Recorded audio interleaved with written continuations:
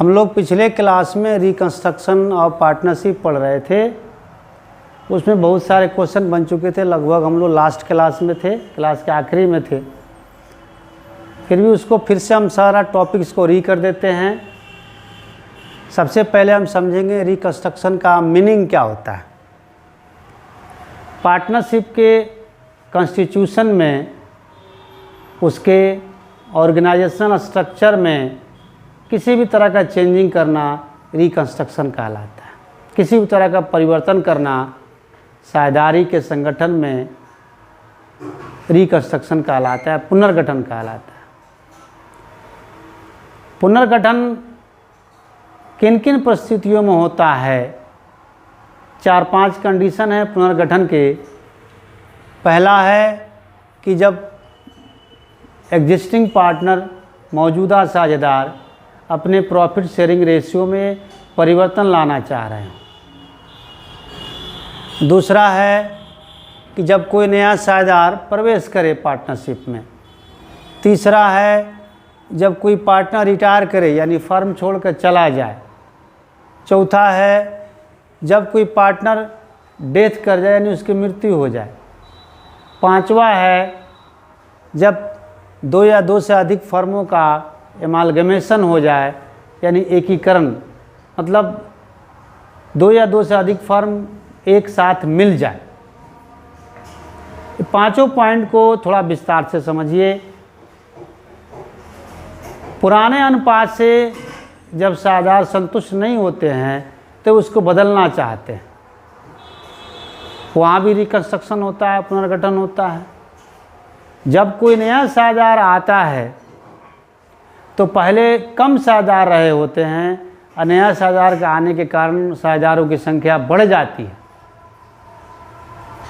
इसलिए उन्हें पहले से कम, शायद फर्म के लाभ हानि में पहले से कम हिस्सा मिलता है, पहले से कम शेयर मिलता है, यानी यहाँ भी लाभ हानि का अनुपात बदल जाता है।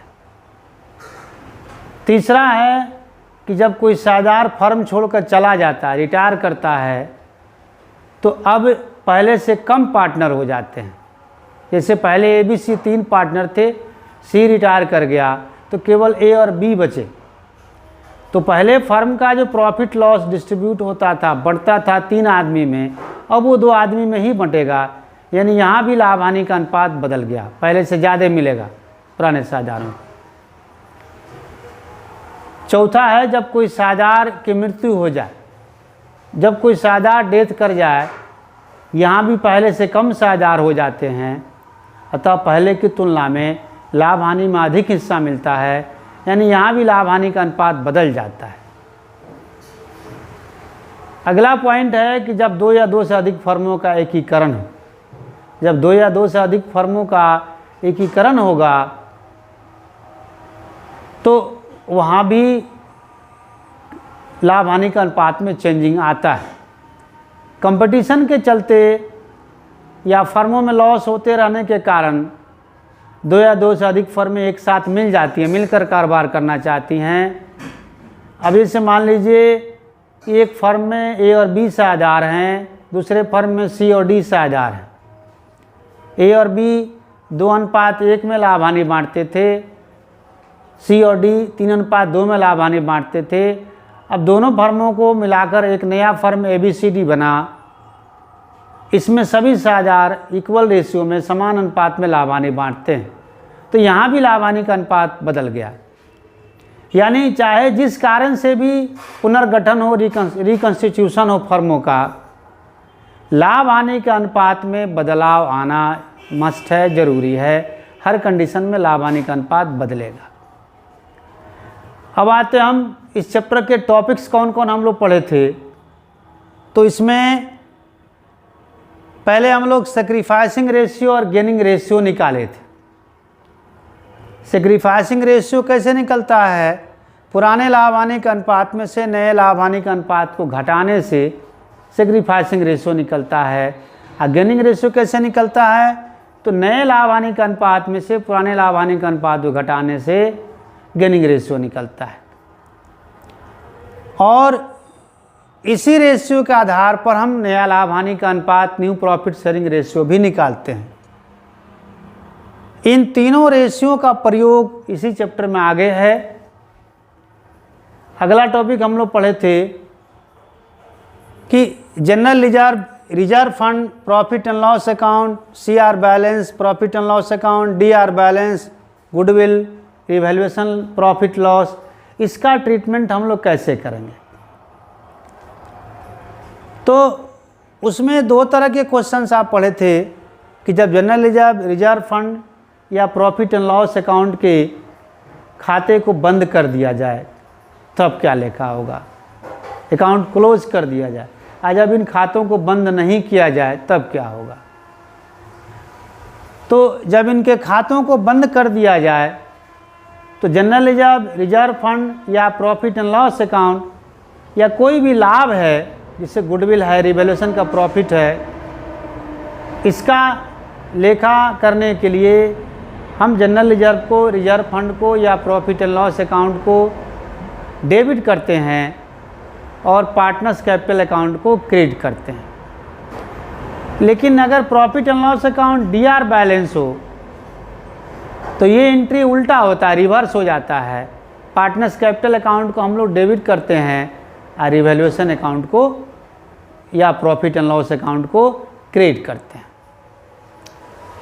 ये तो तब था कि जब इनके खातों को बंद कर दिया जाए, लेकिन आप क्वेश्चन इस तरह भी पढ़े थे कि इन खातों को बंद नहीं किया जाए, क्लोज नहीं किया जाए, तब क्या होगा। तब ट्रीटमेंट का जो प्रोसेस है वो थोड़ा लंबा हो जाएगा। सबसे पहले हम यहाँ सेक्रीफाइसिंग या गेनिंग रेशियो निकालेंगे, फिर प्रॉफिट एंड लॉस में या रिवैल्यूएशन प्रॉफिट लॉस में या रिजर्व फंड में, जनरल रिजर्व में पार्टनर्स का सेक्रीफाइस और गेन निकालेंगे। जितना भी इसका अमाउंट होगा आइटम का, उसमें गेनिंग रेशियो से गुना करके, सेक्रीफाइसिंग रेशियो से गुना करके सेक्रीफाइस या गेन ज्ञात करेंगे। तब सिर्फ एक एंट्री, सिंगल एंट्री से हमारा काम चल जाएगा। Gaining partners capital account DR to sacrificing partners capital account. Gaining partners capital account DR to sacrificing partners capital account, यानी जो 1000 गेन किया होगा उसके कैपिटल अकाउंट को हम लोग डेबिट करेंगे और जो 1000 सेक्रीफाइस किया होगा उसके कैपिटल अकाउंट को हम लोग क्रेडिट करेंगे। लेकिन यदि ये लॉस में है, profit and loss account debit balance है, रिवैल्यूएशन लॉस है, तो ये एंट्री उल्टा हो जाएगा। Sacrificing partners capital account DR debit होगा और gaining partners capital account credit होगा। तो इस तरह से इनके लेखों को हम लोग करते हैं। इसका अगला टॉपिक हम लोग पढ़े थे revaluation of assets and liabilities, संपत्तियों और दायित्वों का पुनर्मूल्यांकन। रीवैल्यूएशन पुनर्मूल्यांकन यानी इनका फिर से दाम लगाना। जब कोई साझेदार, नया साझेदार पार्टनरशिप फर्म में आता है, फर्म छोड़कर चला जाता है, रिटायर कर जाता है या उसका डेथ हो जाता है, ऐसी परिस्थितियों में, या जब 2 या 2 से अधिक फर्मों का एमलगेमेशन होता है, इन परिस्थितियों में रीवैल्यूएशन होता है एसेट्स एंड लायबिलिटीज़ का। इसमें कुछ संपत्तियों, दायित्वों का दाम बढ़ जाता है, कुछ का वैल्यू घट जाता है और कुछ एसेट्स एंड लायबिलिटीज़ का वैल्यू कांस्टेंट रहता है, यानी उनमें कोई परिवर्तन नहीं होता है। तो एसेट्स एंड लायबिलिटीज़ के वृद्धि और कमी के लिए हम एक खाता खोलते हैं, अकाउंट्स ओपन करते हैं, रीवैल्यूएशन अकाउंट।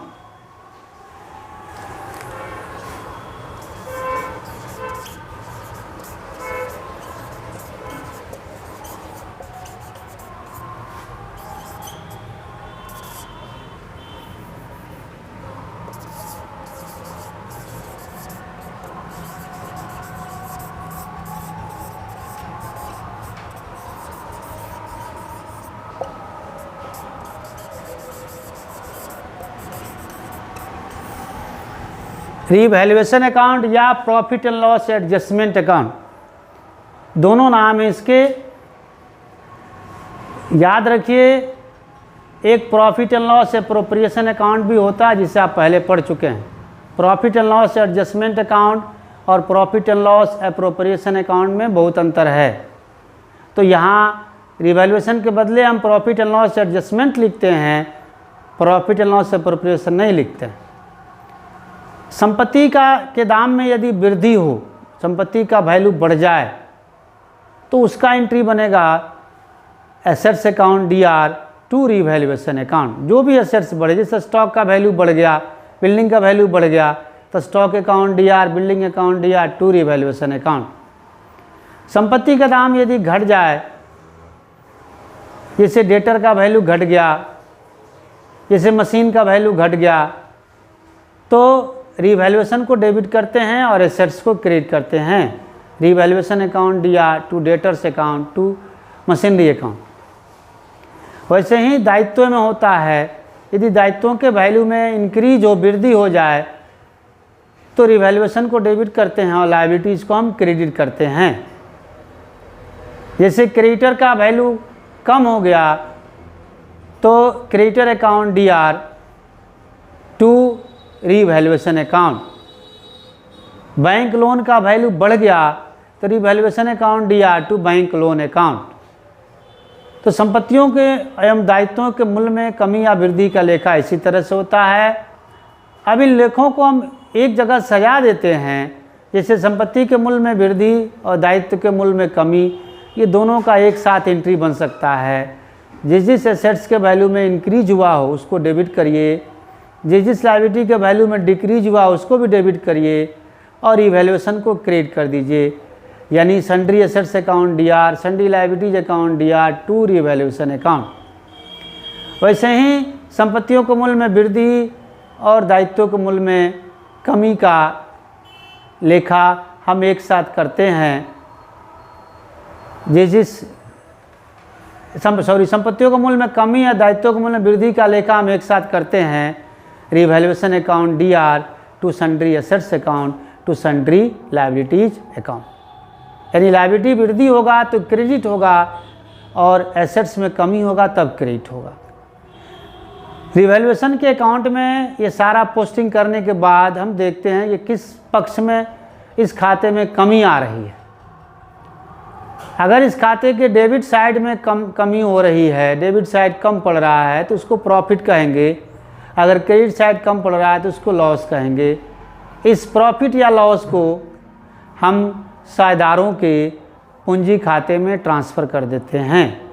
जैसे यदि प्रॉफिट हुआ तो revaluation account DR to partners capital account.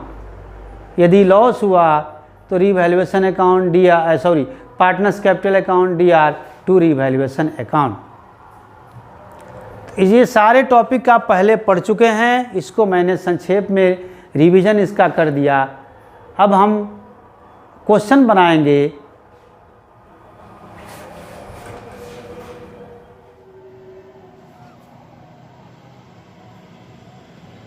Question number 24 हम लोग बनाएंगे। इसमें जैन और गुप्ता दो पार्टनर हैं, उनका बैलेंस शीट दिया हुआ है। पुराना अनुपात 2:3 है इन लोगों का। अब लाभ हानि के अनुपात में चेंजिंग हो रहा है। अब ये लोग नया अनुपात इक्वली प्रॉफिट शेयरिंग करेंगे, यानी 1:1 होगा इन लोगों का नया अनुपात। इस प्रश्न में लिखा है कि बिना रिवैल्यूएशन का खाता खोले आप जनरल एंट्री बनाइए। यानी एसेट्स एंड लायबिलिटीज में जो चेंजिंग हुआ है उसको रिवैल्यूएशन का खाता खोले बगैर बनाइए। मतलब ये हुआ कि हमें फिर यहाँ सेक्रीफाइसिंग और गेनिंग रेशियो निकालना होगा और रिवैल्यूएशन का प्रॉफिट लॉस निकालना होगा, फिर सेक्रीफाइस गेन निकालना होगा। तब एक सिंगल एंट्री के द्वारा gaining partners capital account DR to sacrificing partners capital account बनाना होगा। लॉन्ग प्रोसेस होगा इसका, लेकिन केवल रिवैल्यूएशन अकाउंट खोले बिना बनाना है। याद रखिए, इस क्वेश्चन में जनरल रिजर्व लायबिलिटी साइड में दिया हुआ है और profit and loss account asset side में दिया हुआ है। एसेट साइड में प्रॉफिट एंड लॉस अकाउंट देने का मतलब है कि यह लॉस हो रहा है, इसका खाता बंद कर देना है, इसका खाता खुले नहीं रखना है, इसके खाते को बंद कर देना, केवल रिवैल्यूएशन अकाउंट के खाते खोले बिना बनाना है, उसका असर इस दोनों पर नहीं पड़ेगा। तो रिवैल्यूएशन अकाउंट, इस प्रश्न को हम समझते हैं, बोर्ड पर बना हुआ है। सबसे पहले हम लोग ओल्ड रेशियो में से न्यू रेशियो घटा के सेक्रीफाइसिंग या गेनिंग रेशियो निकाले। जैन 2/5 माइनस 1/2, इसको सॉल्व करने से -1/10 आ रहा है, यानी ये गेन कर गया, माइनस मतलब गेन कर गया। फिर गुप्ता 3/5 माइनस 1/2, इसका प्लस में 1/10 आ रहा है, यानी सेक्रीफाइस किया। अब आते हैं इफेक्ट ऑफ रिवैल्यूएशन, रिवैल्यूएशन का प्रभाव निकालेंगे। इसमें याद रखिए, यदि किसी संपत्ति के मूल्य में वृद्धि हुई है तो उसको पॉजिटिव में लेंगे, यानी प्लस माना जाएगा, और किसी दायित्व के मूल्य में कमी हुई है उसको भी प्लस माना जाएगा, तथा संपत्ति के मूल्य में कमी और लायबिलिटी के मूल्य में वृद्धि को माइनस माना जाएगा। तो 4 चीज है इसमें। गुडविल पहले से बैलेंस शीट में नहीं है लेकिन नया दिख रहा है, इसका मतलब ये वृद्धि हुआ, एसेट्स के प्राइस में वैल्यूएशन में वृद्धि हुआ, इसलिए इसको प्लस में लिखा गया। गुडविल 75,000। लैंड बैलेंस शीट के अंदर 50,000 लिखा हुआ है, सॉरी 60,000 लिखा हुआ है लैंड, और एडजस्टमेंट में उसका वैल्यू बढ़ के 1,50,000 हो गया, यानी इसमें 90,000 का इंक्रीज हुआ। तो increase in the value of land 90,000। Building balance sheet के अंदर 50,000 है लेकिन एडजस्टमेंट में लिखा है उसका वैल्यू घट के 45,000 हो गया, यानी 5,000 की कमी हुई। तो चूंकि एसेट्स में कमी को माइनस में लिखना है, यहाँ ब्रैकेट हमने लिखा है decrease in the value of building, bracket का मतलब माइनस हुआ। अब इन तीनों को जोड़ देंगे तो ये माइनस से 2 प्लस है, 1,60,000 आएगा। और गेनिंग रेशियो सेक्रीफाइसिंग रेशियो पहले से निकाल रखे हैं 1/10, तो वही Jains gain and Gupta sacrifice हमने निकाला रिवैल्यूएशन प्रॉफिट में। ये प्लस में आया तो प्रॉफिट है, अगर ये माइनस में आया होता है तो रिवैल्यूएशन लॉस कहलाता है। 1,60,000 गुना 1/10 16,000 हुआ। अब इसका लेखा हम सिर्फ एक एंट्री से कर देंगे, gaining partners capital account DR to sacrificing partner capital account, और यहाँ गेन कर रहा है जैन, इसीलिए जैन्स कैपिटल अकाउंट को हमने DR किया और गुप्ता कैपिटल अकाउंट को हमने क्रेडिट किया 16,000 से। अब इसके बाद हमें पार्टनर्स कैपिटल अकाउंट भी खोलना है इस क्वेश्चन में। तो पार्टनर्स कैपिटल चूंकि लायबिलिटी है, इसका बैलेंस क्रेडिट में रहेगा। कैपिटल चूंकि लायबिलिटी, इसका बैलेंस क्रेडिट में रहेगा। तो बाई बैलेंस BD सबसे पहले हमने लिखा 90,000 60,000। जनरल रिजर्व फंड को हम दिखाएंगे क्योंकि उसको हमने इस एंट्री में शामिल नहीं किया, क्योंकि उसका खाता खुले रखने को नहीं कहा गया, उसका खाता हम बंद कर देंगे। तो बाई जनरल रिजर्व 20,000 का है, 2:3 बांट दिया 8,000 12,000। इस क्वेश्चन के एसेट साइड में प्रॉफिट एंड लॉस है, यानी लॉस है ये, इसको डेबिट में दिखाएंगे टू प्रॉफिट एंड लॉस, 2:3 में बांटेंगे 5,000 को, 2,000 3,000। उसके बाद इस एंट्री का हम पोस्टिंग करेंगे टू गुप्तास कैपिटल अकाउंट, और गुप्ता कैपिटल में बाई जैन्स कैपिटल अकाउंट। फिर बैलेंस CD हमने निकाल लिया, BD निकाल लिया। अब इसका हम बैलेंस शीट बनाएंगे।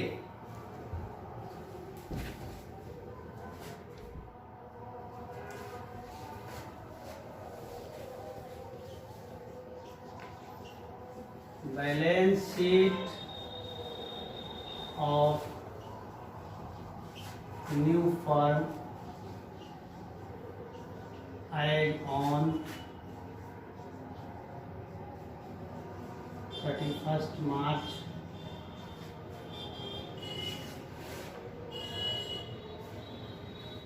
2019।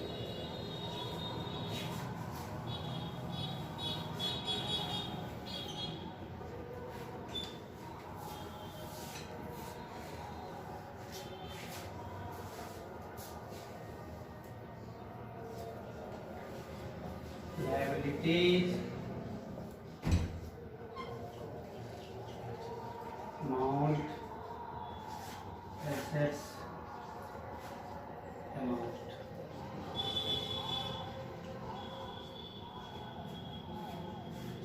इस प्रश्न में लिखा है कि रिवैल्यूएशन कीजिए विदाउट ओपनिंग रिवैल्यूएशन अकाउंट, बिना रिवैल्यूएशन का खाता खोले। इसका मतलब ये हुआ कि हम रिवैल्यूएशन भी कर दें, लेकिन जो नया बैलेंस शीट बनाएं उसमें एसेट्स एंड लायबिलिटीज को ओल्ड वैल्यू पर, पुराने मूल्य पर ही दिखाएं, रीवैल्यूड प्राइस पर नहीं दिखाएं। तो लैंड एंड बिल्डिंग, प्लांट, इनको बदले हुए मूल्य पर हम नहीं दिखाएंगे, पुराने मूल्य पर ही दिखाएंगे। लेकिन याद रखिए इसका असर profit and loss account, general reserve पर नहीं पड़ेगा। प्रॉफिट एंड लॉस अकाउंट और जनरल रिजर्व के खाते को हमने बंद कर दिया है, उसे अब हम नए बैलेंस शीट में नहीं दिखाएंगे। तो लायबिलिटी साइड में सबसे पहले हम कैपिटल लिखते हैं,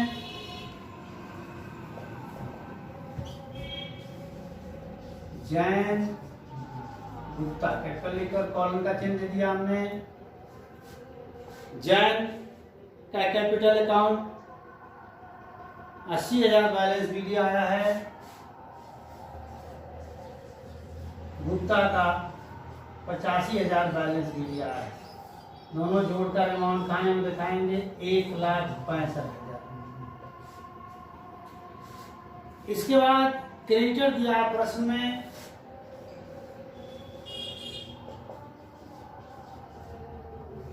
क्रेडिटर में कोई चेंजिंग नहीं हुआ, इसको जो कहते हैं हम उतारेंगे 40,000। इसके बाद जनरल रिजर्व दिया है प्रश्न में, जनरल रिजर्व को का खाता हम बंद कर चुके हैं, कैपिटल अकाउंट में हमने उसको क्रेडिट कर दिया है, इसलिए नए बैलेंस शीट में इसे हम नहीं दिखाएंगे। तो लायबिलिटी साइड का आइटम खत्म। अब एसेट साइड में आते हैं। सबसे पहले लैंड है, भूमि। हालांकि इसका मूल्य बदला है, 60,000 से बढ़ के 1,50,000 हुआ है, लेकिन चूंकि विदाउट ओपनिंग रिवैल्यूएशन अकाउंट बनाया गया, प्रश्न को रिवैल्यूएशन का खाता नहीं खोला गया है, इसलिए हम 1,50,000 नए मूल्य को नहीं लिखेंगे, बल्कि पुराने मूल्य पर ही इसे दिखाएंगे 60,000।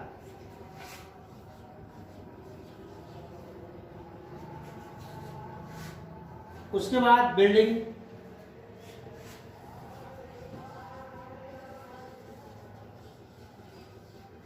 इसका भी मूल्य बदल चुका है, 50,000 से घट के 45,000 हो चुका है, लेकिन हम नए मूल्य को यहाँ नहीं दिखाएंगे क्योंकि रिवैल्यूएशन का खाता नहीं खोला गया है, सिर्फ पुराने मूल्य पर ही हम दिखाएंगे 50,000।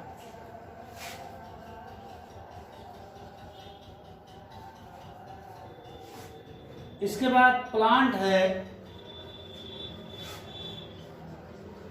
इसके वैल्यू में कोई चेंजिंग नहीं हुआ है, कोई परिवर्तन नहीं हुआ इसके मूल्य में, इसे जो कहते हो दिखाएंगे 95,000। इसके बाद प्रॉफिट एंड लॉस अकाउंट है, जिसका खाता हम बंद कर चुके हैं। जनरल रिजर्व लायबिलिटी साइड में और एसेट साइड के प्रॉफिट एंड लॉस अकाउंट दोनों का खाता हम बंद कर चुके हैं, अतः इसे नए बैलेंस शीट में हम नहीं दिखाएंगे। यानी दोनों साइड का आइटम लिख लिया हमने। अब इसे टोटल करेंगे।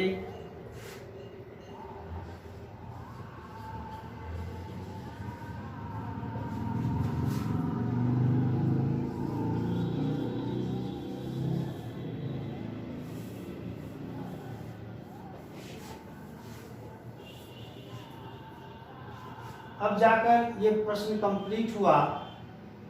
अगर हम रिवैल्यूएशन अकाउंट खोले होते, अगर रिवैल्यूएशन का खाता खोलकर बनाए होते, तो यहाँ लैंड 1,50,000, बिल्डिंग 45,000 लिखा जाता और ये कैपिटल अकाउंट का भी वैल्यू चेंज हो जाता, बदल जाता। ये प्रश्न कंप्लीट हुआ। अब कल हम लोग अगला क्लास आगे का प्रश्न सोल्व करेंगे।